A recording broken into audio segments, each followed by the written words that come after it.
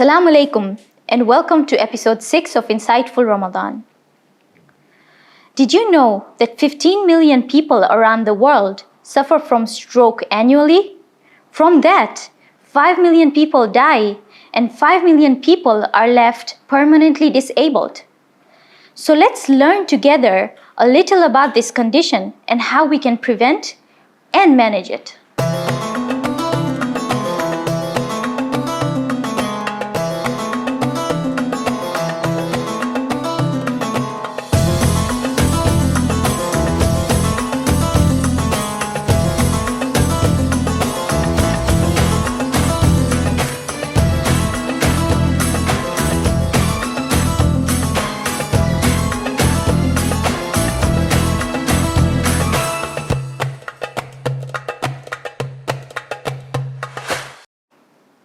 Just like a heart attack, we have something called a brain attack. Many people mistake a stroke to be an injury to the heart, whereas in reality, it is an injury to the brain. It occurs when the blood vessels supplying blood to the brain are either damaged by a blockage or ruptured. The brain, as we all know, plays key functions in our body. It controls so many vital things. For example, our breathing, our speech and development, our movement. And so if the brain is injured, you can imagine how the human body is affected. But if we detect a stroke faster, study shows that quick treatment can actually improve the survival of a person who's suffering from stroke, and it can reduce the chances of a permanent disability. So how can we detect the early signs of a stroke? I like to use the acronym FAST. F stands for the face. When you ask the person to smile and one side of their face droops, that could be an early sign of a stroke. A stands for the arms. Ask the person to raise both their arms. If they're unable to raise one side, that could be a red flag. S is when the speech of the person is slurred. When they're speaking to you, you can't comprehend it, you can't understand their speech. And lastly, T. T stands for time response. The earlier you call the ambulance and reach out to the hospital, the better for that person. Stroke can be a very serious condition, and therefore we have to try to find ways we can prevent it. There are some known risk factors of stroke. For example, smoking. Smokers are more likely to be affected by stroke. The second one is high cholesterol. High cholesterol in the body can cause blockage to the blood vessels that supply blood to the brain. The third one is high blood pressure.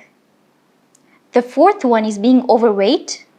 And the fifth one is lack of physical activity and leading a sedentary lifestyle. After a stroke, a person may experience changes to their body, but it may vary from one person to another.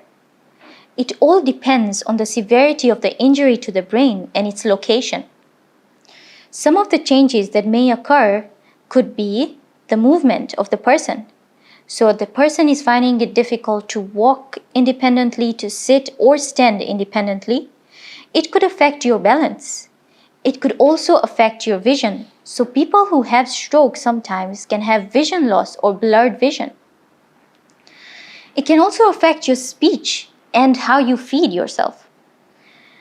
And it can affect your muscles. So people who have suffered from a stroke usually have severe muscle weakness on one side of their body.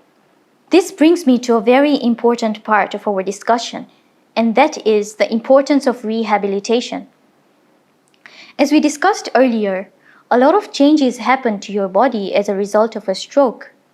And so, a team of professionals are there to help you to restore your previous abilities to the best way possible. We have professionals such as speech therapists who work on your language skills and your feeding skills. We have physiotherapists who work on your movement, and we have occupational therapists who work to make you independent in your daily living activities. So occupational therapies essentially help you get independent in bed mobility, while sitting or standing, improve your balance, and community mobility, for example. So there you have it. Now you know what a stroke is. The next time you see somebody who shows early signs of a stroke, please do not hesitate to call for help. With that, thank you so much for watching. I hope this has been informative. See you in the next episode.